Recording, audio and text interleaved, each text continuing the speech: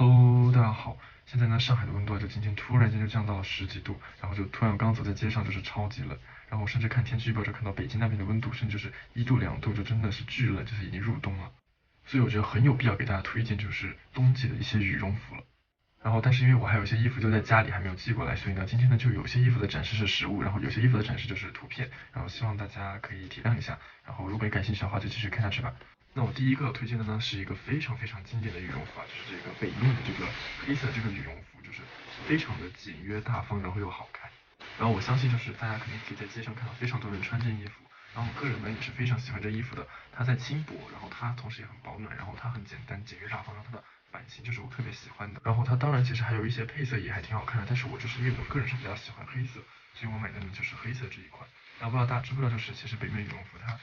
就是这样子打开的话呢，会有一个小帽子，就是这样的话它会有一个小帽子，这个也是别人告诉我才知道的，就是我从来都不知道这个衣服打开之后可以有一个小帽子。然后这款衣服呢是有一个韩版还有一个美版，然后我忘记了是韩版比较贵还是美版比较贵，但其实它的差别就是袖口有个 logo， 就是一个袖口有没有 logo 的一个差别。那我建议的话，其实大家就是如果经济条件不够允许，就去买便宜的那个版本就 OK 了。那像这种羽绒服呢，里面内搭什么都 OK，就是卫衣啊、圆领卫衣、连帽卫衣都 OK，然后配上一些运动裤、运动鞋就很 OK，就很有这种休闲运动风的感觉。然后我第二个要推荐的呢，就是这样的一个羊羔绒的一个这种棕色的一个这种外皮特别像猕猴桃的一个外套。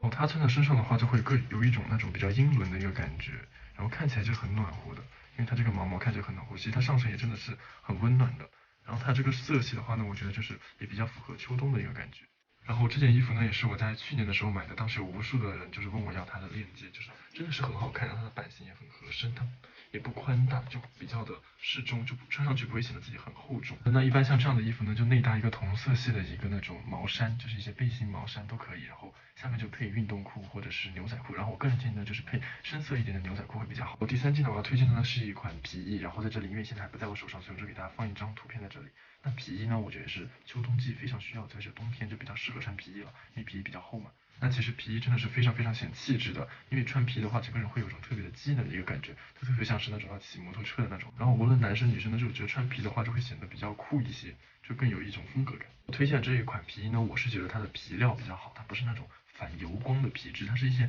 比较哑光的一个反光的一个感觉。因为如果皮它实在是太亮的话，其实它是不太好看的，会略带一些油腻。包括这衣服呢，它会有一些图案在上面，但它不是那种比较另类的图案，它就是一些比较简约大方的一些图案。因为我个人就特别喜欢简约的一些东西，我不太喜欢一些花里胡哨的一些东西。然后我第四件要推荐的呢是一个摇粒绒的外套，然后也是要放上图给大家看。然后这件摇粒绒的外套也是我去年的时候买的，因为去年的时候突然间就特别流行这个摇粒绒这个元素嘛，然后当时我也是跟风买了一件。但是我个人觉得就是现在摇粒绒的外套呢，就是基本都差不多大同小异，大家呢其实完全可以就是通过自己的一个爱好去选择，因为我觉得就是差不多几乎版型啊什么都一样，就是稍微可能价格有出入的话，就是它的那个摇粒绒的绒，它的质量会有一些差异。就是穿摇粒绒的话，就是不太适合那个体型比较宽大的人穿，因为真的会特别像一头熊，就特别是这种背面看。因为我是算是肩膀比较宽的，所以其实穿摇粒绒的时候都会有一些这样的感觉，所以我觉得还是比较偏就是身材比较瘦弱的人去穿。然后第五件要推荐的呢是一件风衣，然后也是在这里放一张我之前穿过的一个图片。